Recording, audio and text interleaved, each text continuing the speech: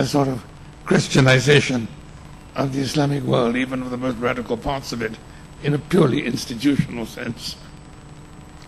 Let me turn for a moment to an issue that has become the focus, or continues to be the focus, of the Western world, and that's the Palestinian issue. Now, taking what you've said about the religious context of Islam's self-identity, how do we understand the Palestinian issue? Is it ethno-national conflict, as it's been charged in many circles around the world, or is it an extension of exactly what you've been speaking about, which is Islam's continued race for supremacy in what it perceives as its own land? As you try to look at it in a national sense, as the term national is used in the Western world, I think I could say that it is meaningless. I'm old enough to remember that until 1948, the only people in these parts who called themselves Palestinians were the Jews.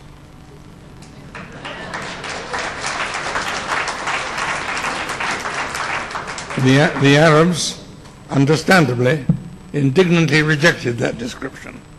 They said that Palestine was an artificial creation, a British creation, part of the greater Syrian area, which was artificially cut off. And from their point of view, that was correct. It was only gradually, in course of time, after the establishment of Israel, but not before, that Palestinian became an Arab rather than a Jewish term. And may I go back a moment to the origins of the term Palestine? It begins after the defeat of the Bar Kokhba rebellion in this country. Until then, this was a Roman province, but it retained the old name. It was called Judea. Judea and Samaria names were retained. After the defeat of Bar Kokhba and the crushing of his movement, the Romans decided that they had enough of these troublesome Jews, and they had to make a final disposition of the problem. So they changed the name of everything. They changed the name of the country from Judea to Palestina. Palestina had previously existed only as an adjective. It was sometimes used in chronicles as an adjective applied to Syria. Syria, Palestina, meant that part of greater Syria which had been inhabited by the Philistines. It's interesting, for example, I spent a little while working in Cairo in their great National Library, which has a splendid collection and a really good catalogue of historical writings in Arabic. Now, historical literature in Arabic is extraordinarily rich. The Arabs from the very beginning were very historical minded. They remain so to the present day. That doesn't mean that the history is always accurate, but there is a keen awareness of history without parallel in the Western world until comparatively modern times. Now, in the catalogue of the Egyptian National Library, there is a classified list of historical works by various headings, and also one by country. Histories of Egypt, histories of Iran, histories of North Africa, and so on. There's one section, History of Palestine. In that section there were only 3 books, the earliest of which, the most ancient of which, was a school book prepared by the British mandatory authorities for use in schools. In the British Empire, it was always the practice to teach history in schools, and in each dependency they were taught the history of that country. So that in much of Africa, for example, the writing of history begins as a product of British imperialism. The first history of Palestine was a product of British imperialism. It was, as I said, seen, and I think one may add rightly, as an artificial creation designed to serve British imperial purposes. But since the establishment of Israel, that has changed, and changed radically. And now it has become the center of a very genuine sense of national corporate awareness. that sense is supported, or rather encouraged, or should I say, funded even, from both sides. On the one hand, by the feeling of rejection by Israel, and other by the feeling of non-acceptance by their Arab neighbors. I mean, the reception of the Palestinians in the neighboring Arab countries has not exactly been warm or welcoming. If you compare, for example, the partition of Palestine in 1948 with the partition of British India in the previous year in 1947, the difference is remarkable. There too, a new country was created, Pakistan.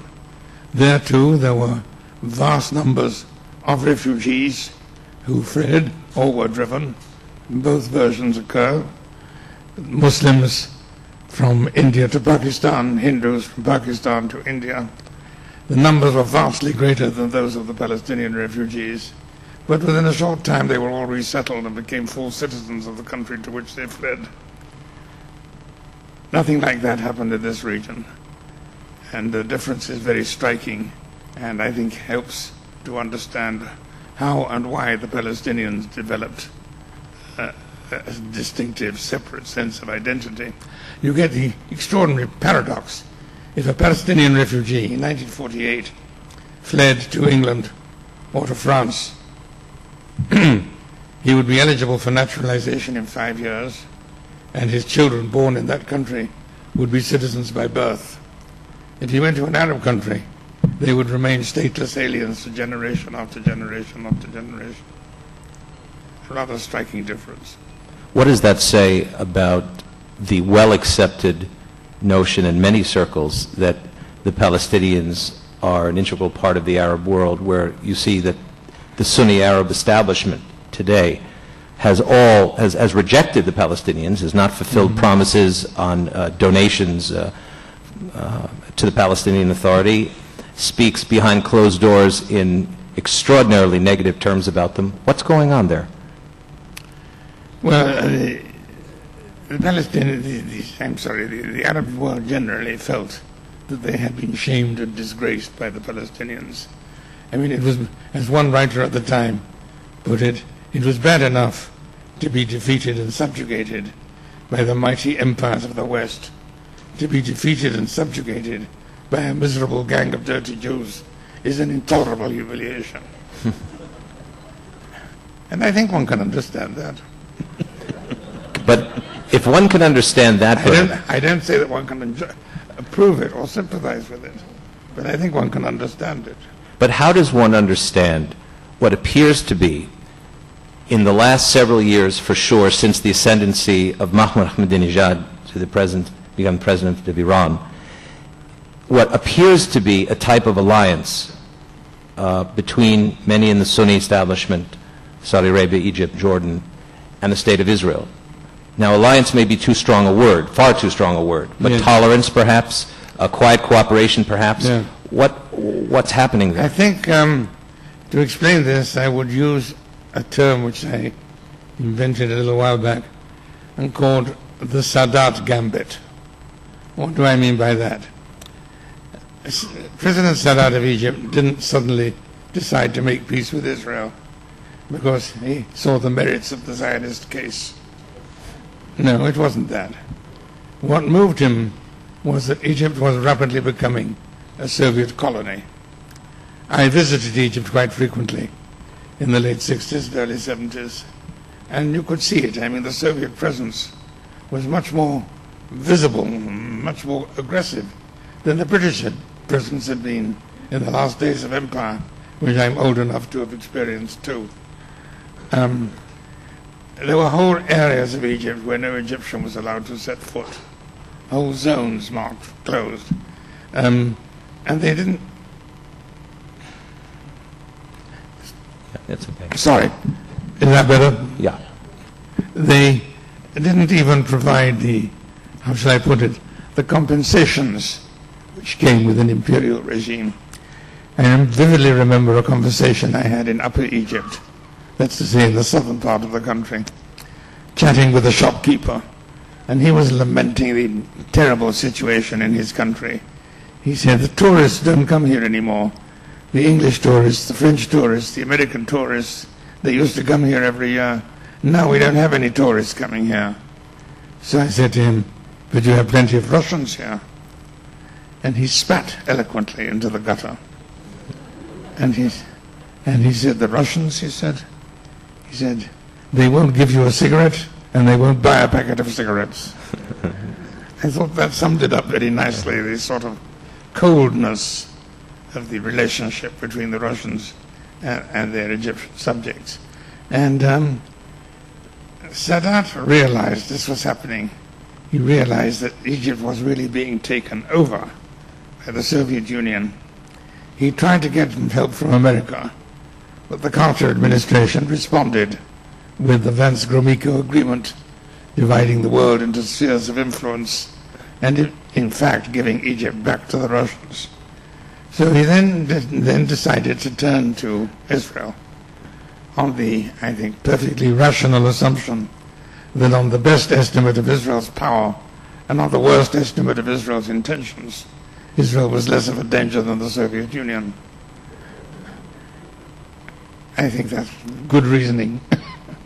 And he did what he did, and we know what followed. Now, I think we are approaching a similar situation now, in which various people in the region see themselves as threatened by forces more deadly, more destructive, more hostile than Israel could be, and where Israel, therefore, might be able to play a positive role. You may remember that a few years ago, when the Israeli forces fought against the Hezbollah in Lebanon, instead of the usual shouts of rage and outrage from the Arab world, the Arab governments were sitting and watching and waiting, hopefully, for the Israelis to finish the job, and were visibly disappointed when the Israelis failed to do so.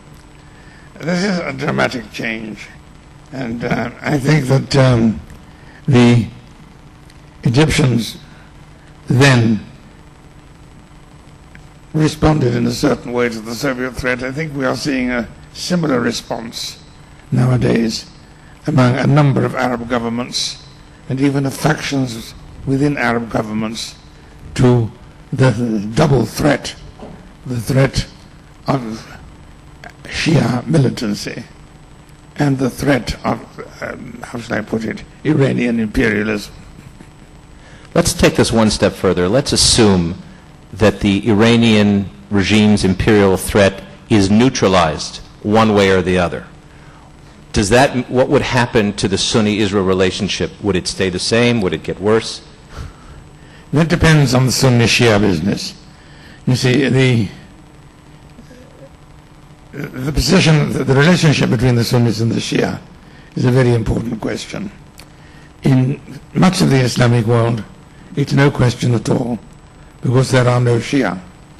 In Egypt, in most of Africa, Shiism is virtually unknown, except for small groups of immigrants who came from Asia during the days of the British Empire. Where it's important is in countries like Syria and Iraq, where you have mixed populations. Now, in Iraq, you even have a Shia majority. There's no doubt about that. The Shia are a majority of the population in Iraq. Yet, in spite of that, right through the centuries, Iraq has been ruled by the Sunnis. To describe it, I would borrow a word from Irish history and call it the Sunni ascendancy. That's what the Irish called the Protestant ascendancy in Ireland. The Sunni ascendancy meant that whether under the Abbasids or any of the successor regimes, down to the Ottomans, to the monarchy, to the republic, to the dictatorship, it was always the Sunnis who held the positions of power, who made all the decisions. Now, for the first time, as a result of the changes,